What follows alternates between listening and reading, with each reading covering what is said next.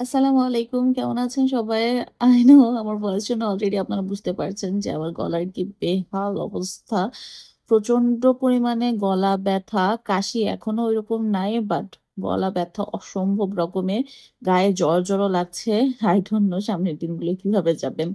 I think আমার একটু রেস্টের দরকার বাট কিভাবে যে রেস্ট নিবো? ডিউটির প্রেশার, বাসার কাজ কোনটাই তো মিস দেওয়ার মতো না। সকালে ডিউটিতে যাওয়ার সময় আমি এই জায়গা থেকে একটু নাস্তা কিনে নেই। এখানকার নাস্তাটা বেশ ভালোই লাগে। কারণ আজকে একদমই বাসায় নাস্তা বানাতে ইচ্ছাই করছিল না। এর মধ্যে হসপিটালে এত কাজ ছিল। তারপরে আমাদের আবার একটা সেমিনারেও যেতে হবে।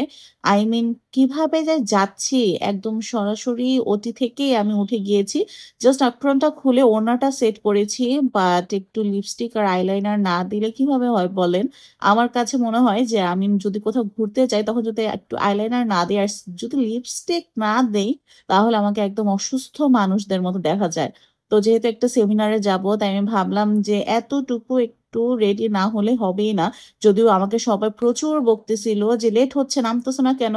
বাট আইলাইনার আজকে ফার্স্ট টাইমের মতো আমি এত জলদি দিতে পারছি না হলে কখনোই এটা পারি না। বাট ওইদিন আলহামদুলিল্লাহ হয়ে গেছে। আর আমি ফার্স্ট টাইম ওইদিন মেট্রো রেলে উঠেছিলাম। আমি কখনোই মেট্রো রেলে উঠি নাই। বাট ওইদিন আসলে রাস্তায় এত বেশি জ্যাম ছিল প্লাস কোনো একটা কারণে একটু ব্লক ছিল মেবি ইন্টারকন্টিনেন্টাল এর সামনে। দ্যাটস ওয়াই আমরা মেট্রো রেলে করে গিয়েছিলাম। আর ইট ওয়াজ আ গুড এক্সপেরিয়েন্স কারণ মেট্রো রেলে কিন্তু সবাই ঘোরাফেরার জন্য হোক অথবা অ্যাডভেঞ্চারের জন্য হোক অনেকেই উঠেছে শখ করে। বাট আমরা এই ১ম বার মানে আমি এই ১ম বার আসলে উঠলাম। ভালোই হয়েছে বিকজ উত্তরা থেকে আমার ইন্টারকন্টিনেন্টাল এর সামনে যেতে ২০ মিনিটের মতো সময় লাগছে। আর যদি গাড়ি দিয়ে যেতাম তাহলে ২ ঘন্টা মনে হয় লেগে যেত। তো যাওয়ার পরে যেহেতু অনেক লেট হয়ে গিয়েছে অলমোস্ট ৩:৩০ টার মতো বেজে গিয়েছে। আমাদের লাঞ্চের টাইম হয়ে গিয়েছে। তো খাবার শুরু হয়ে গেল। খাবারের মধ্যে অনেক কিছুই ছিল। আমার কাছে প্রত্যেকটা আইটেমই ভালো লাগছে। অনেকের কাছে হয়তোবা ভালো নাও লাগতে পারে। বিকজ পোলাও ছিল। পোলাওর সাথে একটু টেরিয়াকি চিকেনের স্টেকের মতো একটা কিছু ছিল। প্লাস একটু বাটার লেমন ফিশের মতোও ছিল। এর মধ্যে আবার মাটনও ছিল। তো এগুলো আসলে ফ্রাইড রাইসের আইটেম তো অনেকের কাছে ভালো নাও লাগতে পারে। আমার কাছে তো খুবই ভালো লাগছে। বাট সবচেয়ে ভালো লাগছে আমার কাছে এই ব্রুলেটা। এটা একটা ফিউশন ডেজার্ট ছিল। বিকজ এই ব্রুলের ভেতরে ছিল পায়েস। তো আমার কাছে ডেজার্টটাও খুবই ভালো লাগছে। আর ফ্রুটস তো অ্যাজ ইউজুয়াল ফ্রুটস এত আলাদা করে ভালো লাগার কিছু নেই। বাট এমনিতে আমার কাছে খাবার-টাবার খুব ভালোই লাগছিল। মেইনলি যেহেতু এসেছি সেমিনারের জন্য, তো আমরা চলে গেলাম সেমিনারে। আর আজকে সেমিনারটা এমন একটা ড্রাগ নিয়েছিল, I mean এমন একটা মেডিসিন নিয়েছিল, আমার মতো যারা মোটা মানুষ আছেন তাদের এই ওবেসিটি কমানোর জন্য। তো আমার আসলে একটু ভয়ই লাগে এই টাইপের জিনিস। যদিও এগুলো একদম সেফ বাট নিজের জন্য যখন ইউজ কোনো কিছু করতে বলা হয় সেগুলো কিন্তু একটু ভয়ই লাগে।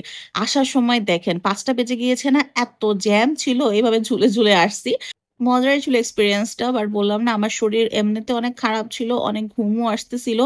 ৮টা বেজে গিয়েছে। এখনো বাসায় পৌঁছাতে পারিনি। গাড়ির মধ্যেই ঘুমিয়ে গিয়েছি। বাসায় পৌঁছালাম। বাসায় পৌঁছানোর পরে দেখলাম যে কি আছে খাবার ফ্রিজে কি রান্না করতে হবে। দেখলাম কিছুই নাই। তো রান্না করতে হবে। কিছুই রান্না করব না। আমি জাস্ট একটা আইটেম করব সেটা হচ্ছে কই মাছ। এটা আমি খালাকে আগেই বলে রাখছিলাম যে আমার জন্য একদম কই মাছ ধুয়ে রেডি করে রাখবেন। আমি জাস্ট এসে আরেকটু ধুয়ে যাতে রান্না করতে পারি।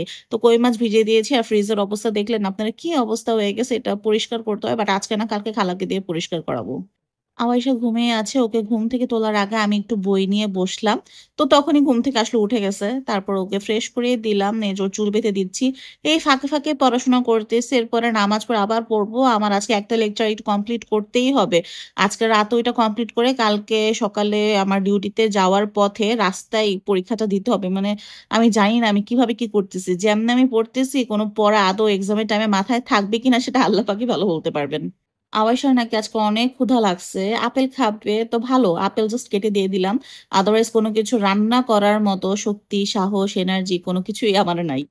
সুন্দর মতো আপেলটা নিয়ে চলে গেল। বাবার সাথে একটু কথা বললাম। বাবা খুবই নাতনিকে দেখতে চাচ্ছিল। তো নাতনির সাথে গল্প করতেছিলাম। আমি বলতেছিলাম যে খালামণির পরীক্ষা শেষ। আমরা এখন নানু বাসায় ঘুরতে যাব। আমি একটু ছুটি পাই। তারপর নানুর বাসায় আমরা ঘুরতে যাব। বাট ছুটি কিভাবে পাবো? Actually I need rest. আমি বুঝতে পারতেছি যে আমার শরীরের উপর অনেক ধকল চলে যাচ্ছে। আমার এত ডিউটির প্রেশার পড়ে যাচ্ছে আমি মানে অ্যাকচুয়ালি আর নিতে পারতেছি না।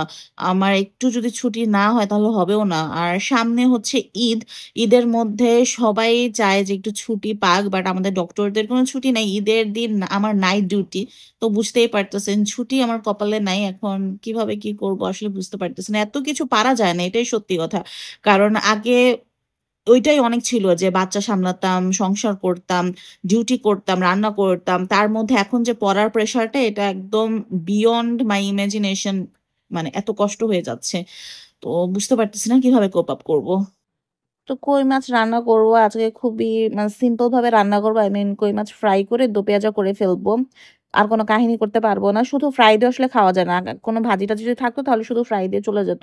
বাট এখন যদি একটু ঝোল বা মসলা বা একটু টমেটো কিছু না থাকে তাহলে কষ্টই হয়ে যাবে। কই মাছ মাখাতে গিয়ে আমার মনে হলো যে কই মাছের মধ্যে তো মসলা ঢুকবে না। এটাকে মাঝখান দিয়ে একটু কেচে দিতে হতো। তো আমি বটি নিয়ে কাজ করতে পারি না। আপনারা বিশ্বাস করেন আমি এখন পর্যন্ত বটি দিয়ে কিচ্ছু কাটি না। একটা মরিচও কাটি নাই। আমি বটি কখনো ইউজই করি নাই। তো আমি সব কাজ চাকু দিয়েই করি। বাট মাছ আমি কোনোভাবেই চাকু দিয়ে কাটতেই পারতেছিলাম না। মানে কোনোভাবেই এটা সেটেলডই হচ্ছিল না। খালি স্লিপ করতেছিল আর ভয় পেতেছিলাম কখন স্লিপ করে আঙুলটাই না কেটে ফেলি। এরপরে আবার শাশুড়ি এসে বলতেছে যে, "এটা কি মাছ কাটছো? এটা হয় নাই। আর এটা ডিপ করতে হতো। মসলা মাখানো ঠিক মতো না হলে হবে না। মাছ না হলে সিদ্ধ হবে না।" এরপর আবার মা আসলো যে, "কি ব্যাপার? তুমি হচ্ছে মাত্র ২ টা মাছ দিছো কেন? তাহলে তো তোমার ২ বার গ্যাস পুড়বে। আরো মাছ দাও এর মধ্যে।" এখন হ্যাঁ, আমি যদি আরো মাছ দিতাম তাহলে গ্যাসও কম খরচ হতো। পাশাপাশি হচ্ছে আমার একবারে হয়ে যেত। বাট এই তো মাছ উলতে একটু সমস্যা হয়। কারণ বড় মাছ তো মা এসে এখন আবার বলতেছে যে, "এত বড় মাছ একেকজন খাবা?" মাঝখানে কেটে নিতাম। এরপরে আমার একটু ঢেকে দেই নাই আমি। কারণ ঢেকে দেই নাই। আবার যে ঢাকনাটা পরিষ্কার করতে হবে সেই ভয়। এটাও মা আবার আমাকে বকে গেল যে, "তুমি ঢাকনা দিয়ে ঢাকো নাই কেন? তাহলে কি মাছ জলদি সেদ্ধ হবে?" তো এসব আসলে চলতেই থাকে। আমার মেয়েকে তো আমি কিচেন কাউন্টারে বসিয়েই কাজ করি। কারণ ওকে সারাদিন সময় দেওয়া হয় না, রান্নাও করতে হবে। তো সারাদিন ওর থেকে আলাদা হলে কিভাবে হবে? তো এগুলো ও মিশিয়ে ফেলতেছিল। ওকে বলতেছিলাম, বুঝাচ্ছিলাম। আবার আমি এগুলো সরাচ্ছিলাম। তো এটা এসে আমার শাশুড়ি বকে গেল যে, "ওকে এখানে বসায় রাখছো। এখন এগুলি কেমনে কি করবা? এরকম করে ও নষ্ট করতেছে।" তো আমার এই ০.৫ ঘন্টা মাছ রান্নার মধ্যে কিন্তু মা আমাকে মনে হয় ১০ বার ১২ বার এসে আটকাইছে, বকা দিছে। আপনারা যারা মনে করেন যে শাশুড়িরা কথায়, কথায় ভুল ধরে, শাশুড়িরা খারাপ, আমি বলছি না যে খারাপ শাশুড়ি নাই। খারাপ শাশুড়ি অবশ্যই আছে, অনেক বেশিই আছে। খারাপ বউয়ের চেয়ে খারাপ বউও আছে। তালি কখনো এক হাতে বাজে না। আর বাসায় যখন মুরুব্বি থাকে তারা এরকম টুকটাক কথাবার্তা বলবে, অর্ডার করবে। এগুলো এক কান দিয়ে ঢুকে আরেক কান দিয়ে বের করে ফেলবেন। হ্যাঁ, এখন এই তো রাতে আবাসিয়াকেও খাওয়াচ্ছি আর আমরাও খাবো। আর আমার ভিডিওটা আজকে এখানেই শেষ করে দিব। সবার কেমন লাগলো আমার এই অসুস্থ ভয়েসের ভিডিও অবশ্যই জানাবেন। ভালো লাগলে শেয়ার করবেন। Thank you for watching. আল্লাহ হাফেজ।